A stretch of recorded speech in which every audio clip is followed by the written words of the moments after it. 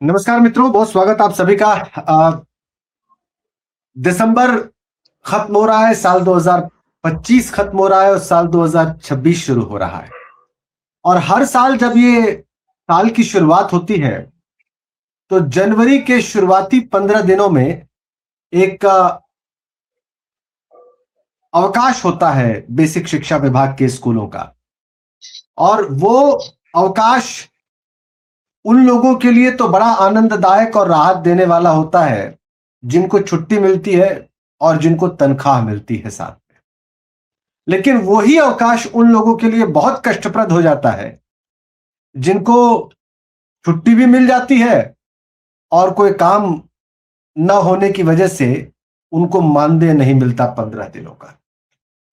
आप बिल्कुल ठीक समझ रहे हैं, मैं उत्तर प्रदेश के शिक्षा मित्रों और अनुदेशकों की बात कर रहा हूं जिनको इन 15 दिन की छुट्टियों का, विंटर वेकेशंस का मानदेय नहीं मिलता, ठीक वैसे ही जैसे समर वेकेशन का नहीं मिलता। अब ये कितनी पीड़ा की बात है कि वो जिन लोगों के साथ अध्यापन का कार्य कर रहे हैं, यानी कि सहायक शिक्षकों के साथ, उनको तो पूरा आनंद मिलता है, पूरी तनख्वाह मिलती है, मिलनी चाहिए, क्यों नहीं मिलनी चाहिए। 15 दिनों की छुट्टी की तनख्वाह मिलनी चाहिए, मुझे इससे आपत्ति नहीं है। लेकिन कम मानदेय पाने वालों का मानदेय न मिले, इस पर मुझे घोर आपत्ति है। और आज की इस चर्चा में इसी बात को समझा जाएगा कि ये आपत्ति मुझे क्यों है और किस पीड़ा से वर्षों से ये शिक्षा मित्र और अनुदेशक गुजर रहे हैं, इस मानदेय की कटौती की वजह से, मानदेय न मिलने की वजह से, जबकि उन्हीं के साथियों को पूरी तनख्वाह मिलती है इन्हीं दिनों की। और इस चर्चा में हमारे साथ है पवन कुमार जी, शिक्षा मित्र हैं। हमारे साथ है स्मृति मिश्रा जी, अनुदेशक का संघ की प्रदेश अध्यक्ष है। आप दोनों का स्वागत। हमारे साथ अमरनाथ मिश्रा जी भी जुड़ गए हैं, शिक्षा मित्र हैं। बहुत स्वागत आपका मिश्र जी। तो इन सब के साथ आज हम यही समझेंगे कि ये कब से चल रहा है, इसके पीछे तर्क क्या दिया जाता है और क्या इन्हें कोई उम्मीद है कि ये कभी खत्म भी होगा, और क्या इस पर प्रतिक्रिया होती है इनके साथी सहायक शिक्षकों की, क्योंकि वो भी छुट्टी पर होते हैं और उन्हें पूरी तनख्वाह दी जाती है इस पीरियड की, इस कालखंड की, 15 दिनों की। तो महिला हमारे साथ है, तो लेडीज फर्स्ट। स्मृति, महिलाओं को हमेशा हमारी संस्कृति सम्मान देती है। आप इस चर्चा में अकेली महिला हैं, इसलिए मैं आपसे ही बात की शुरुआत करूंगा। मुझे बताएं कि आप जब से कार्यरत हैं, क्या तब से आप ये पीड़ा झेल रही हैं और आपके साथी झेल रहे हैं, और क्या अनुभव रहता है आपका इन 15 दिनों का? जी सर, आपको बहुत बहुत नमस्कार। जितने भी पैनल में हमारे साथी जुड़े हैं और जितने दर्शक देख रहे हैं, सभी को बहुत बहुत नमस्कार और आभार। सर, अनुदेशक और शिक्षा मित्र की पीड़ा को रखने का आपने जो मंच दिया है, उसके लिए आपका हृदय से बहुत बहुत आभार।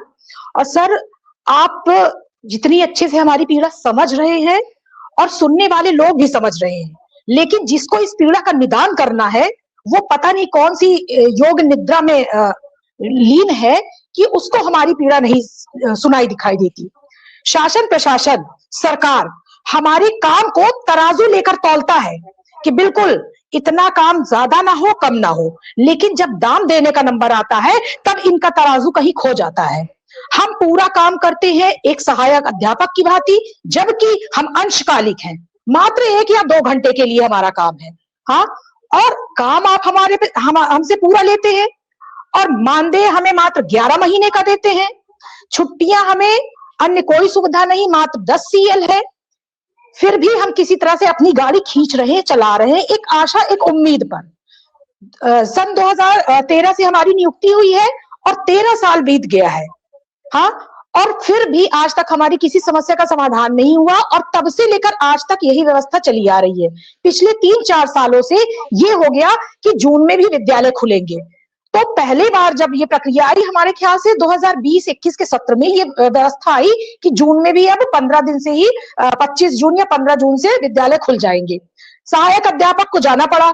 जब उन्हें ये पता चला कि अरे भाई, शिक्षा मित्र अनुदेशक तो छुट्टी मनाएंगे, बर्दाश्त नहीं हुआ। रातों रात सरकार ने जियो तुरंत पलट दिया कि अब अनुदेशक और शिक्षा मित्र भी आएंगे और इनका जो 11 महीने का मानदेय मिलता है उसको भी आधा आधा बांट दिया जाएगा। वाह सरकार, कितना सटीक हिसाब लगाया है कि बिल्कुल 1 रुपए भी इधर उधर कम ज्यादा नहीं होना चाहिए। इनका हिसाब देखिए, जैसे बनिया होता है ना तराजू में, 1 आलू भी कम ज्यादा ना हो, इतना सही। बहुत अच्छी बात। तब उसी 11वें महीने का जो मानदेय था उसको इन्होंने 2 टुकड़ों में बांट दिया कि 15 दिन जनवरी में खुला रहेगा तब उसमें आधा मानदेय दिया जाएगा, और वही 15 दिन आधा जब जून में खुलेगा तब, और इधर 15 दिन की जो छुट्टियां हैं उसका हमें नहीं दिया जाएगा। तब इनको याद आता है, अरे भाई ये तो संविदा कर्मी है। तो संविदा कर्मी आपको अब याद आए जब उनको पैसे देने का नंबर आया, और काम के समय सीधे लिख दिया जाता है कि सरकारी कर्मचारी, समस्त शिक्षणेतर कर्मचारी, अब हम समस्त में आ गए। और सरकार को जरा सा दया नहीं आती है। सरकार ना अपने नीति निदेशक तत्वों का पालन करती है जिसमें कि एक कल्याणकारी राज्य की स्थापना है, उससे सरकार को कोई मतलब नहीं। सरकार हमारे मूल अधिकारियों का हनन कर रही है जिसमें सबको समानता का अधिकार है। मतलब हमारे अधिकारों को तार तार किया जाता है, और केवल अब क्या बताएं, हमारे पास शब्द नहीं है। क्या हम इंसान नहीं है? क्या हम आपके प्रदेश की जनता नहीं है? हम एलियन है क्या? इस जाड़े में हम कोहरा खाएंगे? कि जैसे कि एक फिल्म आई थी ना, उसमें वो एक एलियन आया था, वो धूप खाता था। तो क्या हम जाड़े में धूप खाएंगे? हम कैसे जिंदा रहेंगे? ये तो ईश्वर की विशेष कृपा है कि हमारे पीछे हमारे माता पिता का आशीर्वाद है। कुछ साथी ऐसे हैं जिनके माता पिता सरकारी नौकरी में है, उनकी पेंशन है, तो हमारी रोजी रोटी चल रही है। 2 जून की हमारी रोटी हमारे माता पिता के अनुकंपा आशीर्वाद की वजह से चल रही है। ये हमारी स्थिति है। इन 15 दिनों में अगर हमारे माता पिता ना हो तो हम क्या खाएं और हम अपने बच्चों को क्या खिलाएं? ये किसकी जिम्मेदारी है? जब हम 11 महीने सरकार को अपनी सेवा दे रहे हैं तो हमारे अभिभावक, हमारे मुखिया, हमारे सरकार है। हमने अपना कीमती वोट देकर उनको अपने कल्याण के लिए चुना है। कहां चले गए अब वो? और ऐसी स्थिति में अगर हम उनसे सवाल जवाब करते हैं, अपना अधिकार मानते हैं, तो हम दोषी हो जाएंगे। ये कहां का न्याय है? बताएं सर। बिल्कुल आपकी बात सही है। आपने उनको वोट दिया हो या ना दिया, जब एक बार चुनकर सरकार सत्ता में स्थापित हो जाती है तो फिर वो सबकी अभिभावक हो जाती है। उसकी भी, जिसके समर्थन से या जिसके वोट से वो चुनकर आए हैं, और उसकी भी जिन्होंने उसका विरोध किया था। यही तो लोकतंत्र है। एक बार चुने जाने के बाद आप सबके अभिभावक होते हैं और आपको सबकी जिम्मेदारी और सबकी संवेदनाओं का ध्यान रखना ही होता है। यह संवैधानिक कर्तव्य है। यह मैं नहीं कह रहा हूं, ये भारत का संविधान कहता है। बहरहाल स्मृति, आपने बड़े भावुक तरीके से अपनी बात रखी है। हमारे साथ 2 शिक्षा मित्र हैं। मैं पवन जी के पास पहले आऊंगा, फिर अमरनाथ मिश्रा जी की बात सुनी जाएगी। पवन जी, एक बात अभी स्मृति जी ने कही, और वो बात थी गवर्नमेंट ऑर्डर की, जीओ की, जिसकी बुनियाद पर यह रखा गया कि आप लोगों को इन छुट्टियों का मानदेय नहीं मिलेगा। ये गवर्नमेंट ऑर्डर, ये जीओ आपने भी पढ़ा होगा, स्वाभाविक है। इस जीओ से आप भी ताल्लुक रखते होंगे। जरा अपने नजरिए से इस गवर्नमेंट ऑर्डर के प्रावधानों पर एक बार प्रकाश डालें। सर, पहले मैं आपको हमारा प्रणाम, क्योंकि आपने अपने उत्तर प्रदेश के जो नागरिक हैं, अपनी मीडिया के माध्यम से, संवाद के माध्यम से उनके दर्द को समझा। और जितने भी साथी हमारे इस आर्गुमेंट या इस संवाद को देख रहे हैं, उनका भी धन्यवाद। और हमारी बहन है जो अनुदेशक शिक्षा मित्र अध्यक्ष हैं, उनका भी हम आदर और सम्मान के साथ अपनी बात को शुरू करेंगे। सर, ये जो शिक्षा मित्र और अनुदेशक हैं, ये जो विषय है, ये हर सरकारी कर्मचारी, सरकारी अधिकारी और प्राथमिक विद्यालय से सचिवालय तक सबके नॉलेज में स्पष्ट रूप से, अगर आप व्यक्तिगत बात करते हैं तो उनको ये स्पष्ट है कि भाई ये वास्तव में रियल में पीड़ित है। हमारे इंडिविजुअल कहीं ना कहीं अधिकारी से बात होती है तो उनको लगता है, वो कहता है कि भाई हमारे अधिकार में कुछ मामला नहीं आता।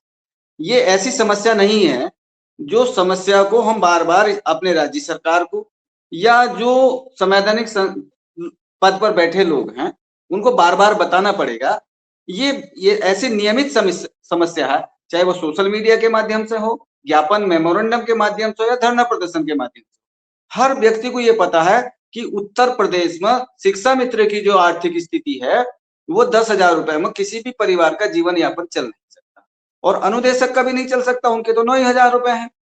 अब विषय ये है सर कि हमारी समस्या का समाधान क्यों नहीं हो रहा। भाई छुट्टी कर दी आपने, अब 15 दिन हम भूखे रहेंगे। अगर आपको ये लगता है कि भाई हमारे 300 रुपए की मजदूरी में इनका परिवार चल रहा है, आपने मान लिया, तो अब 15 दिन के होते हुए 300 रुपए भी नहीं मिलेंगे हमें। तो अब 15 दिन में सारी स्टेट गवर्नमेंट जिलाधिकारी महोदय के माध्यम से हर चौराहे पर अलावा जलाया जा रहा है कि भाई कोई ठंड से न मरे, सबको कंबल वितरित किए जा रहे हैं।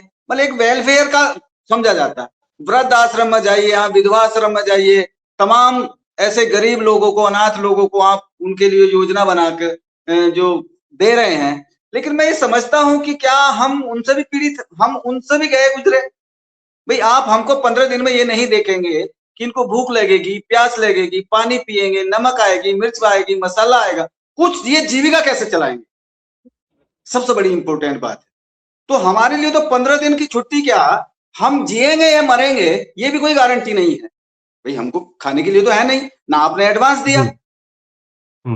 तो अब सर ये जो शासनादेश है, ये जियो है, ये नीति नियम, ये सारे सब लोग समझदार हैं, सारे कानून हमारे हित में, सारा संविधान हमारे हित में है। लेकिन संविधान को चलाने वाले लोग, उनकी संवेदना, यदि उनकी एक महीने की सैलरी रोक दी जाए, यदि उनकी 2-2 महीने की सैलरी रोक दी जाए, अब उस व्यथा को जब वे प्रकट करें तो कैसा लगेगा। ये एक मानवीय संवेदना की लड़ाई है, इंसानियत की लड़ाई है, मानवता की लड़ाई है। और जो इस मानवता की लड़ाई में सर, जो इस आवाज को शासन के प्रति, जनता के प्रति या अपने कार्मिक, अपने कर्मचारी के प्रति उनकी मानवीय संवेदना को उठा रहा है, वो हमारे लिए भगवान के रूप में है। और कम से कम हमको तो ऐसा लगता है कि चर्चा करना भी अपराध कहीं ना हो जाए कल। आज तो हम लोग बोल रहे हैं, कल हमको बोलने का भी अधिकार ना हो, ये भी डर लगता है। अभी जीवन जीने का तो मामला यही है। आपकी आशंका जो है वो निराधार नहीं है पवन जी। ये जो आखिर में आपने बात कह दी है बहुत गंभीर बात है। कहीं ऐसा ना हो जाए कि जो फ्रीडम ऑफ स्पीच मिला हुआ है, अपना दर्द, अपनी तकलीफ कहने का अधिकार मिला हुआ है, वो भी न छिन जाए। ये बहुत गंभीर सवाल आपने खड़ा किया है। मैं अमरनाथ मिश्रा जी को भी चर्चा में लेके आऊंगा। वो नॉड कर रहे थे, वो स्वीकारोक्ति अपनी जता रहे थे अपने हाव भाव से। मिश्र जी, आप तो राजधानी के आसपास, मेरा ख्याल है, आपका कार्यक्षेत्र है और आपका आवास है। ये जो पवन जी और स्मृति जी ने जो कहा है, ये कुछ ऐसे बिंदु है जिस पर बिल्कुल सही कहा कि ये मानवता का विषय है। असल में ये सवाल थोड़ा सा पैसा कटने या मिलने का नहीं है, ये बहुत लार्जर क्वेश्चन है। क्वेश्चन ये है कि ये लोग जो कि पहले ही कम मानदेय प्राप्त कर रहे हैं पूरे काम का, वो इन 15 दिनों के उस छोटे से मानदेय का एक छोटा सा हिस्सा लेने को मजबूर है। और इसका असर सिर्फ आर्थिक रूप से नहीं पड़ता, इसका असर साइकोलॉजिकली पड़ता है, मनोवैज्ञानिक तौर पे पड़ता है। ये लोग जब उसी विद्यालय में पहुंचते हैं, अपने साथी अध्यापकों के साथ काम करते हैं, तो उनके मन में क्या आता होगा कि ये वो लोग हैं जिनको 15 दिन की तनख्वाह मानदेय नहीं मिला है, ये आए हैं काम करने के लिए। तो क्या आपने भी ऐसी हीन भावना महसूस की उन अध्यापकों के सामने, अमरनाथ मिश्रा जी? आपको बहुत बहुत नमस्कार, हमारे स्मृति जी को भी नमस्कार, पवन जी को भी बहुत बहुत नमस्कार। सर्वप्रथम आपको धन्यवाद कि आज आपने चर्चा में शामिल किया। जी जी। जहां तक अनुभव जो आपने सर कहा, तो मैं एक बात आपको बता रहा हूँ। 27 दिसंबर 2002 को मैंने शिक्षा मित्र के पद पे ज्वाइन किया। 27 दिसंबर 2025 को 23 साल हो गए सर। और पहली मेरी पीड़ा आप ये समझिए कि अगर इन 23 साल में मैं मजदूरी करता, इसको छोड़ दीजिए, पढ़ाई लिखाई सब छोड़िए, मैं मजदूरी करता, तो मजदूर से मैं कारीगर हो गया होता, और कारीगर के बाद में ठेकेदार हो गया होता। और वर्तमान में मेरे अपने अंडर में कम से कम 10-20 लोगों को मैं स्वयं जो शटरिंग का काम करते हैं मजदूरी लगा करके उनको बेरोजगार देता। और मेरी स्थिति ये है कि 23 साल के बाद स्थिति ये है कि अगर मर जाए तो अपनी कमाई के पैसे से कफन भी नहीं हो पाएगा। हमारी तो ये पीड़ा है। और अब सरकार का तर्क देखिए, माननीय मुख्यमंत्री 5 सितंबर को कहते हैं कि हाई लेवल कमेटी बना रखी है, बहुत जल्दी निर्णय लेंगे। 5 जनवरी को 4 महीने हो जाएंगे। जब प्रदेश का मुखिया का कहे हुए 4 महीने हो जाए और कमेटी की रिपोर्ट ना आए, तो आम नागरिक, आम मंत्री और जो प्रशासन तंत्र है, उसकी क्या हिम्मत है सर? क्या बोल पाएगा? आप बताइए सर, क्या बोल पाएगा वो? सही बात। जिसका बृहद हस्त जो रखे हुए, जब वो 4 महीने कहने के बावजूद एक एक रत्ती भर कोई टेस्ट से मस नहीं हुआ, तो बाकी तो पीड़ा जो साथ वाला है सर, वो तो देख के मजे करता है। कहता है मास्टर साहब आपका बच्चा कहाँ पढ़ता है? इंटर में बिटिया है, कहाँ पढ़ती है? बालक कहाँ पढ़ता है? तो ये पीड़ा सर मुझसे बेहतर हमारी बहन जी हैं, ये रोटी चौका करती हैं, पवन जी है, हो सकता है मुझसे कम सर्विस का अनुभव हो, लेकिन मेरा तो अनुभव मैं आपसे बता रहा हूँ सर। 27 दिसंबर 2002 को, अब उस समय मैं अपने गांव का टॉपर था जब सरकार ने रखा। जी जी।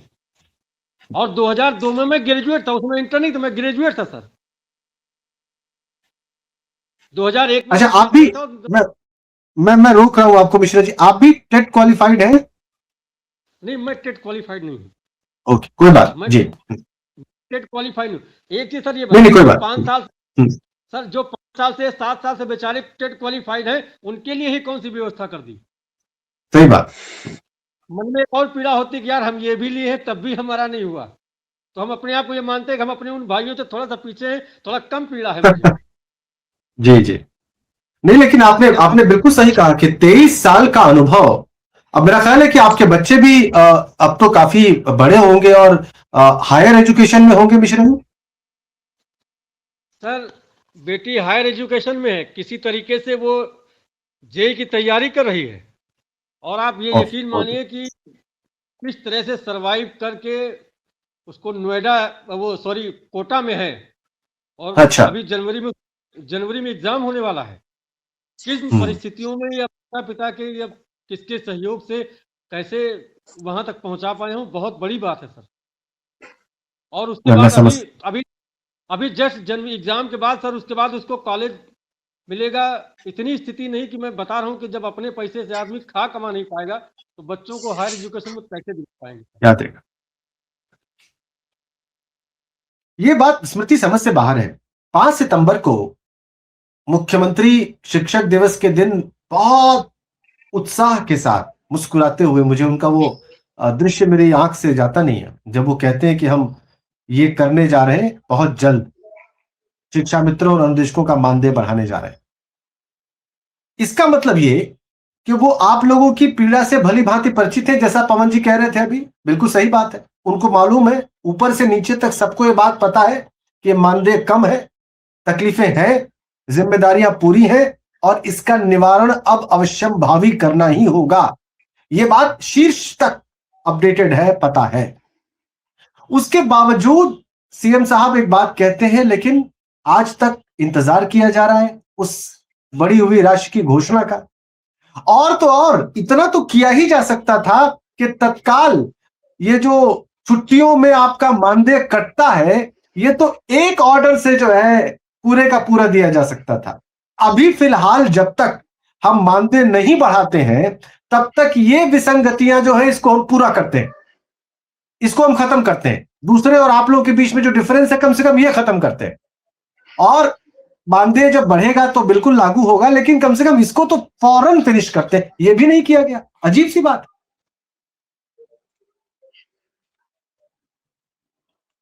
जी सर, बिल्कुल। जी जी। तो यही दिखाता है कि सरकार की, शासन प्रशासन की अपने कर्मचारियों के प्रति क्या संवेदना है। ये क्या दिखाता है? संवेदनहीनता, कि ये इतने मजबूर हैं, लाचार हैं, जैसा चाहो इनके साथ व्यवहार कर लो, ये जाएंगे तो कहीं नहीं। जब 23 साल 13 साल से ये लोग झेल रहे हैं, तो यहाँ पे वो गरज वाली बात आ जाती है कि सरकार जान गई है कि इन बेचारे इतने लाचार हैं, दबे कुचले हैं, जैसा मर्जी हो करवा लो। अब बताइए, ये आपको किस समय की याद दिलाता है? ये हमारे ख्याल से राम राज्य के समय की तो याद नहीं दिलाता है, हमें तो ये याद दिलाता है जब अंग्रेजों का शासन था। वो गुलामी, वो लाचारी, वो शोषणकारी, दमनकारी नीति। तो बताइए हमारी आत्मा से क्या निकलेगा कि ये सरकार कल्याणकारी है, ये राम राज्य की अवधारणा है, और इतने पे भी अगर आप बोल दिए तो आप दोषी। तो हम तो भाई संविधान के चल रहे हैं, हम किसी सरकार के चाटुकार नहीं है। सरकार हमें अच्छा करेगी चाहे कोई भी सरकार हो। हम सरकारी कर्मचारी हैं, वर्तमान में जो सरकार रहेगी हमारे साथ जैसा व्यवहार करेगी हम वैसा ही गुणगान करेंगे। अच्छा करेगी हम अच्छा बोलेंगे, गलत कहेगी तो हम गलत करेंगे, क्योंकि अभी हमारे पास बचा कुचा थोड़ा सा जो संविधान बचा हुआ है उसकी ताकत है। आज पता चलता है कि संविधान की कितनी बड़ी ताकत है। बाबा साहब ने जो संविधान बनाया, हमारे पूर्वजों ने जो संविधान बनाया, वही हम लोगों की ताकत है। उसी के बल पर, उसी आशा और उम्मीद पर हम जिंदा हैं। बाकी तो जो चल रहा है क्या कहा जाए। जी सर। बिल्कुल पवन जी, आप कुछ बीच में कहना भी चाह रहे थे, आप अपनी बात को पूरी भी करिएगा। साथ में एक सवाल जो मैंने मिश्रा जी से पूछा था वो आपसे भी पूछ रहा हूं मैं। जब आप स्कूल जाते होंगे तो एक हीन भावना क्या आपके मन में नहीं रहती होगी उन शिक्षकों के साथ जब आप कार्य करते होंगे जिनको पूरी सैलरी मिल रही है और आपको कट के मिल रही है, तो आपके मन में हीन भावना नहीं आती है क्या? सर, पहली बात, हमारे बड़े भाई मिश्रा जी बैठे हैं, अमरनाथ जी, मैं जी। इनकी बात को बढ़ाता हूँ कि इन्होंने कहा यदि मैं मजदूरी भी करता तो आज कॉन्ट्रैक्टर हो जाता, ठेकेदार, और 10 लोगों को रोजगार। जी। मेरे साथ में मेरे कुछ साथी आए थे जो हाई स्कूल, मैंने बीएससी की, उन्होंने हाई स्कूल करके पॉलिटेक्निक की, वो जेई पे पोस्ट हो गए, आज एई बन गए, कुछ एक्शन बन गए मेरे जो साथी थे। और अगर वो असिस्टेंट टीचर पे भर्ती हुआ तो वो प्रधानाध्यापक बन गया, अगर वो किसी बाबू के पद पर भर्ती हुआ तो अपना हेड बन गया। लेकिन मैं कभी कभी ये सोचता हूं कि यार ऐसा कौन सा, मतलब मेरा प्रमोशन होने के बजाय डिमोशन हो गया, ये एक सवाल है। अब इशू ये है सर कि आप कह रहे हैं कि आपके मन में नहीं आता। मैं 69,000 भर्ती के बाद जब हम रह गए, मैंने आपसे बताया था कि हमको हाई कट ऑफ लगा के बाहर कर दिया, तो मैं 2 साल बीमार हो गया, 2 साल डिप्रेशन में चला गया, बीमार हो गया, ना मुझे रोटी अच्छी लगे, ना घर वाले अच्छे लगे। मतलब मुझे ऐसा लगता था स्कूल जाकर कि जैसे तू जो स्कूल काट रहा हो। बड़े मुश्किल से 2000, मैं बहुत ज्यादा कमजोर हो गया, मेरा वेट लॉस हो गया। मुझे ऐसा लगता था कि तेरा सब कुछ लूट गया, अब तू टीचर नहीं बन पाने। तो आज भी है ही है, आज भी है, मेरी लड़ाई रहती है, और ये लड़ाई रहती है कि भाई वहां तो आता है, मन में आता है कि भाई नहीं, देखो हम क्वालिफाइड भी हैं, योग्य भी, सबसे बढ़िया अनुभव है हमारे पास। अगर आप अनुभवी शिक्षक की बात करते हैं तो शिक्षा मित्र से बेहतर ज्यादा अनुभव नहीं रख सकते आज के जो वर्तमान में टीचर हैं, वो भी, क्योंकि उन्होंने हर छोटी चीज, हर बड़ी चीज, सारे अनुभव हैं, उन्होंने नीचे से लेकर ऊपर तक काम किया। उन्होंने शोषण भी सहा है, उसका भी अनुभव है। उन्होंने इंचार्ज अध्यापक भी रहे हैं, उसका भी अनुभव है। वो सहायक अध्यापक भी रहे हैं, उसका भी, हर काम का अनुभव उनके पास है। लेकिन आज वो ऐसा पावरहीन है कि अपने ही विद्यालय में, अपने निर्मित विद्यालय में, अपने ग्राम पंचायत में सब कुछ मालिक होने के बावजूद भी वो ऐसे हैं जैसे किसी गांव में उनको जो उधारी के रूप में रखा हो।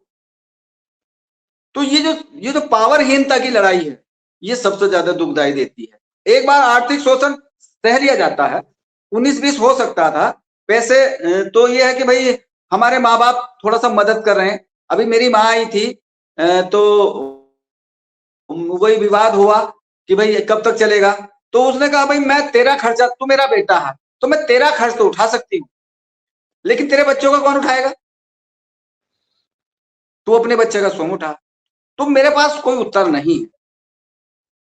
ये सारी, अभी हमारी बहन जी बात कर रही थी भारत के संविधान की, तो ये तो 15 दिन का अगर मान लो हमको मानदेय नहीं मिलता तो ये आर्टिकल 14 का वैसे उल्लंघन है, समानता का, कि भाई एक को वेतन दे रहे हैं, आप एक को नहीं दे रहे। तो आप सबसे इश्यू ये है कि जीवन बचाने, पैसे की लड़ाई तो बात की है, अभी हम 15 दिन को कैसे जीविका चलाएं?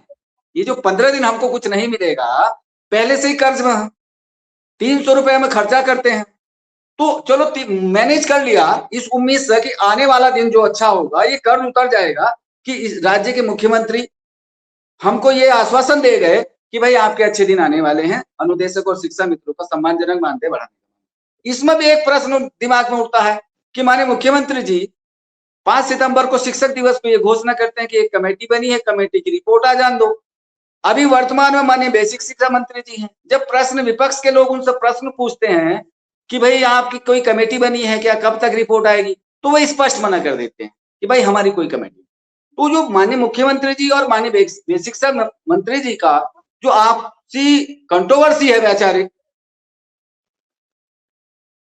सार्वजनिक, ऐसा नहीं कह रहा मैं, मतलब जो माननीय मंत्री जी ने कहा, बेसिक शिक्षा मंत्री जी ने, और जो माननीय मुख्यमंत्री जी ने कहा, दोनों की बातों में कंट्रोवर्सी। उम्मीद है, ऐसा नहीं है कि हमको हताशा है, लेकिन असंवैधानिक व्यवहार है और अमानवीय व्यवहार है स्टेट का, चाहे यहाँ कहलवा लो चाहे वहां कहलवा लो, ये सच तो हम बोलेंगे। इतना तो हम, इससे भी ज्यादा शोषण होगा, इससे भी ज्यादा उत्पीड़न होगा, लेकिन हम सच तो जरूर बोलेंगे। हमने ये सीख लिया, निवेदन करना हमारा काम है, शब्दों का चयन करना हमारा काम है, हमारा कर्म करने का, व्यवहार करने का हमारी ड्यूटी है, रेस्पेक्ट करने की हमारी ड्यूटी है, लेकिन सच जरूर बोलेंगे कि हम पीड़ित हैं और हमको जान के पीड़ित रखा जा रहा है। जीवन जीने का संघर्ष, हमने कहा कि हमारे तो कई हजार साथी जो असमय मृत्यु के शिकार हो गए, उनके बच्चे को कोई आर्थिक स्टेट ना, उनकी 20 साल सेवा लेने के बाद भी स्टेट ने उनको कोई मदद नहीं दी। तो ये इतना बड़ा घोर अमानवीय स्टेट का है कार्य है। अगर दुनिया के कहीं, मतलब आप कहा कि जब गुलामों का मामला होगा तो गुलाम भी काम के प्रति तो उनसे लेते थे, लेकिन मुझे नहीं लगता कि गुलामों के साथ ऐसा व्यवहार किया जा सकता था जैसे हम बिना गुलामी में हमारे साथ व्यवहार।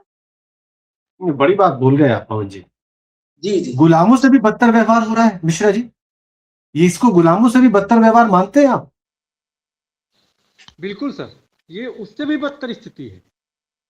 अगर आप सर ये देखें कि उसी जगह पर कोई 15 दिन के लिए उसको, जिसको 80-90 हज़ार रुपये मिल रहा है, उसको गर्मी, उसको ठंडी लगेगी। शिक्षा मित्र पावरमैन है, सुपरमैन है, आयरन मैन, उसको ठंडी नहीं लगेगी, वो ठंड में नहीं मरेगा, उसको भोजन की आवश्यकता नहीं है, उसके बच्चों को भोजन की आवश्यकता नहीं है, उसका परिवार है, उसको कपड़े लत्ते की आवश्यकता नहीं है।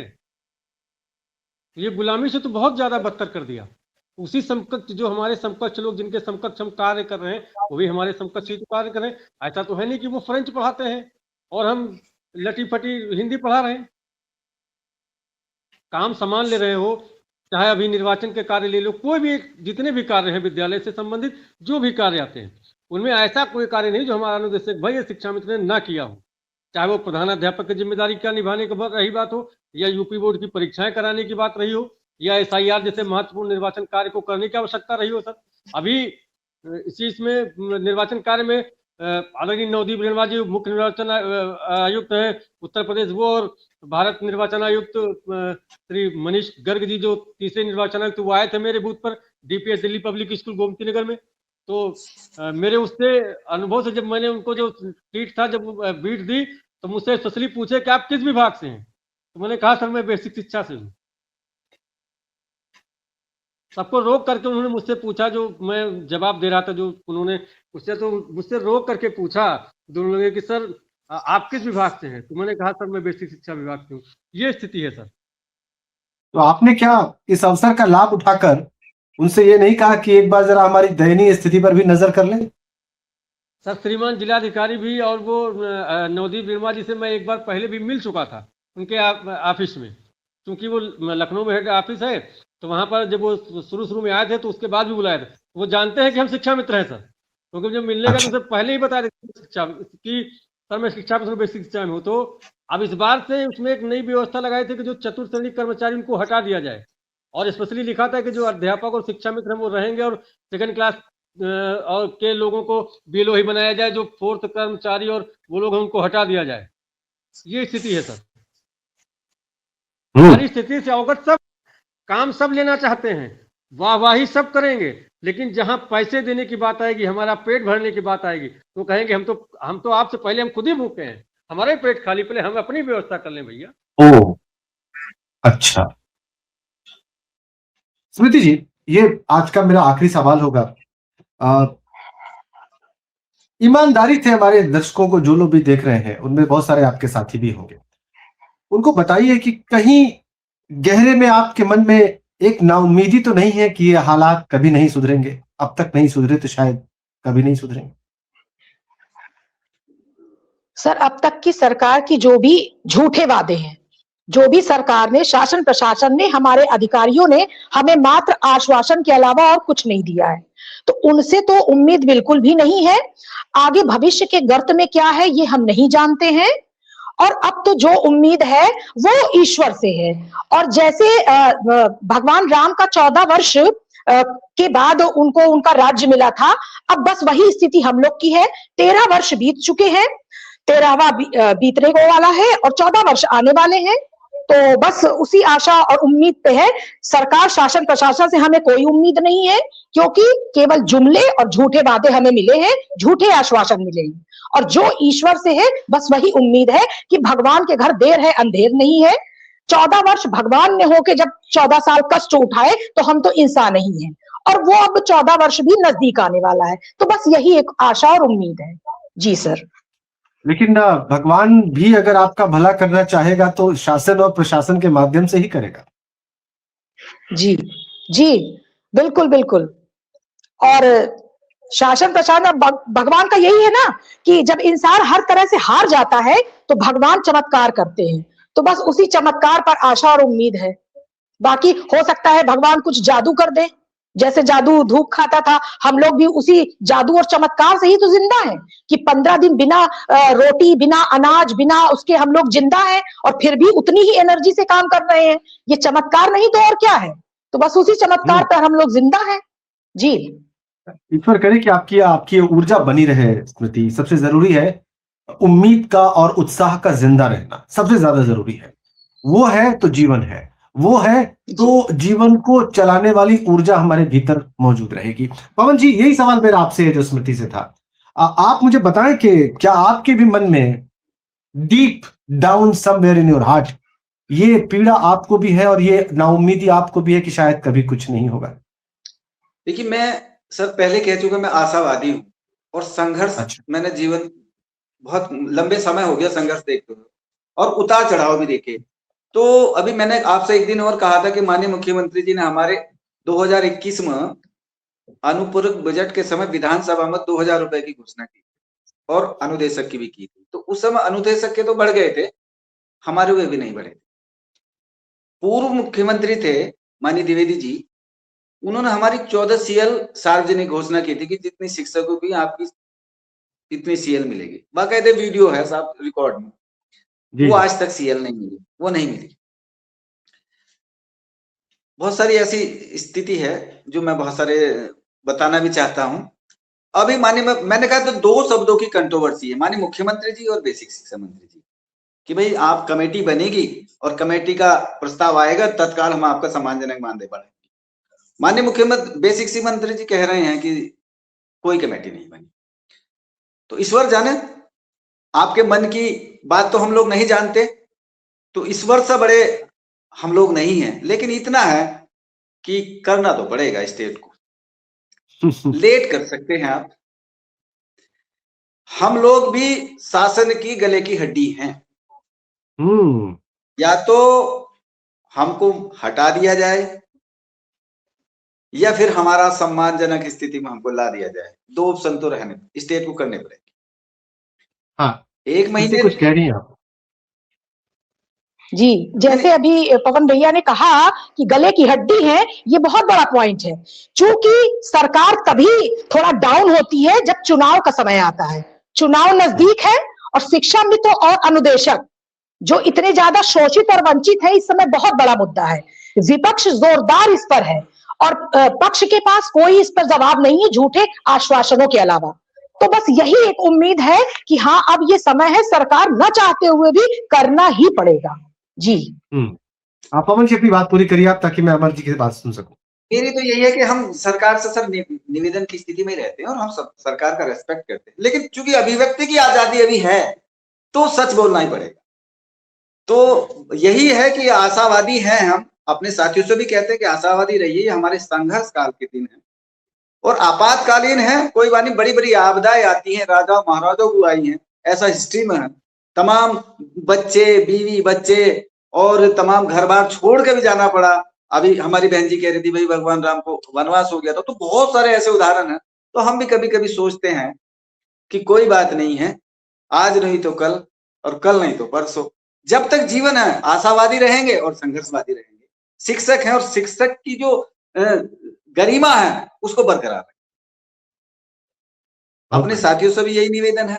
और सर आपका बड़ा हमको हमारे हार्ट में बड़ा स्नेह है और बड़ा रेस्पेक्ट है, क्योंकि जो हमारे संवेदनाओं की बात करते हैं, बात ही नहीं, इसका अर्थ निकलता है, हम बात ही नहीं कर रहे, क्योंकि इससे बहुत सारे लोग देखते हैं, शासन को भी देखते हैं, प्रशासन भी देखते हैं, तो ये एक तरह माध्यम है हमारे मन की बात जानने का, कहने का। तो आपका बड़ा सम्मान हमारे लिए है।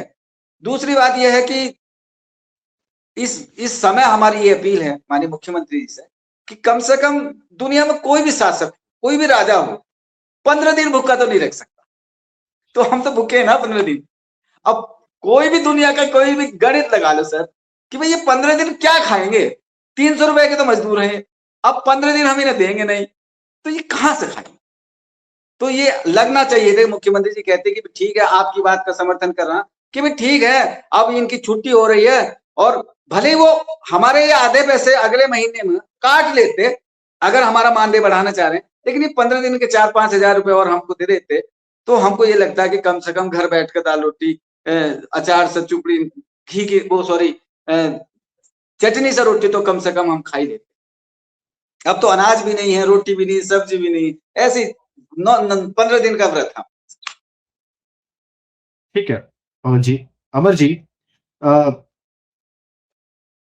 अभी 2026 शुरू हो जाएगा, हो सकता है जब ये वीडियो कई लोग देखें तो 2026 शुरू भी हो चुका। और आप 2002 से आप बता रहे थे कि आप सेवा में हैं, और आपकी सारी बातों का सार मैंने और सबने यही समझा होगा कि निराशा के अलावा आपको इस सेवा ने ज्यादा कुछ दिया नहीं है।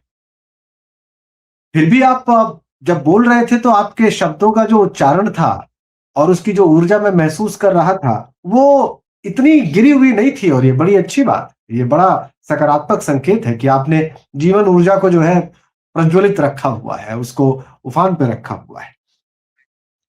लेकिन अभी एक जो तर्क दिया जा रहा था कि चुनाव है इसलिए संभव है कि सरकार दबाव में आ जाए, और विपक्ष बड़े जोर शोर से इस विषय को उठा रहा है। एक बात मैं आप सब लोगों को कहना चाहूंगा, संतोष है मुझे, जब से मैंने इस विषय को ऑफिशियली अपने प्लेटफॉर्म पर इस विषय पर लगातार चर्चाएं की हैं, मैंने देखा है इसी विंटर सेशन में आप सब लोगों के लिए, देखिए ये बड़ी अच्छी बात है, रागिनी सोनकर से लगाए कई विपक्ष के विधायकों ने इस मुद्दे को प्लेटफॉर्म पर जोर शोर से उठाया है, असेंबली के फ्लोर पर। तो ये मुझे एक बहुत सकारात्मक संकेत लगा पवन जी और स्मृति जी, ये बहुत अच्छा लगा मुझे देख करके अपोजिशन का जो काम होता है वो पुरजोर तरीके से किया जा रहा है, और इसके लिए मुझे बड़ा आत्मसंतोष है, क्योंकि मुझे विपक्ष के नेताओं का भी और कभी कभी तो सत्ता पक्ष के नेताओं का भी संदेश मिलता है कि आपने इस मुद्दे को पकड़ लिया है, आप छोड़ने को तैयार नहीं है। तो मैं उनसे कहता हूं कि फिर अगर छोड़ ही दिया आधे रास्ते में तो उठाने का मतलब क्या हुआ। जी सर। कोई भी, ये एक जर्नलिस्टिक रिस्पॉन्सिबिलिटी है, एक पत्रकारी निर्वहन करने का, कर्तव्य निर्वहन का ये एक स्टैंडर्ड है, एक मानक है। अमर जी, 2027 के चुनाव से पहले आप समझते हैं कि राजनीतिक दबाव होगा सरकार के ऊपर कि वो उससे पहले घोषित कर दे कुछ? बिल्कुल सर, पूरी तरीके से सरकार के ऊपर दबाव है। और सरकार, आप देखिए, जब सदन चलता है, जब विपक्षी माननीय सदस्यगणों द्वारा सरकार से पूछा जाता है शिक्षा मित्रों के बारे में, तो चाहे माननीय मंत्री जी हो या उससे संबंधित जिसको जवाब देना है, वो सही और उचित तर्क सहित जवाब नहीं दे पाते हैं सर। वो नहीं तो क्या जवाब देंगे? कभी उनके पास जवाब नहीं, कभी लड़खड़ाती हुई जबान, कभी सही शब्दों का चयन, कभी गलत शब्दों का चयन हो जाता है। एक बात सब नहीं समझ में आई कि कुछ भी हो, शिक्षा मित्र जैसी भी व्यवस्था जो भी माने, माननीय मुख्यमंत्री जब सांसद थे गोरखपुर, जब पहली बार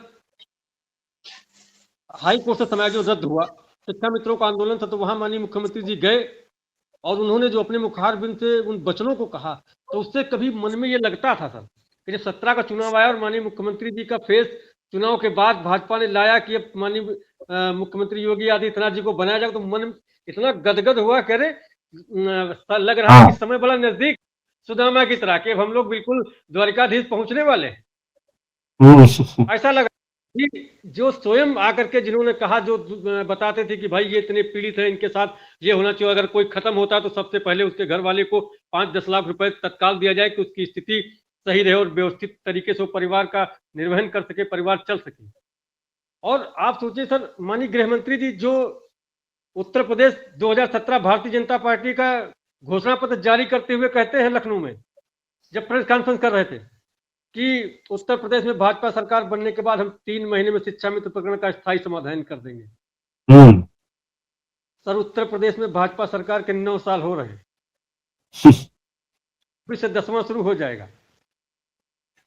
राष्ट्रीय अध्यक्ष जी अध्यक्ष के बाद गृह मंत्री पे आ गए और बहुत प्रकार की योजनाओं का क्रियान्वयन और दम ठोक के बता रहे हैं। सर वहां जवाब देते हैं पार्लियामेंट में कि हम ये कर देंगे और ये ला रहे हैं, ये करना पड़ेगा।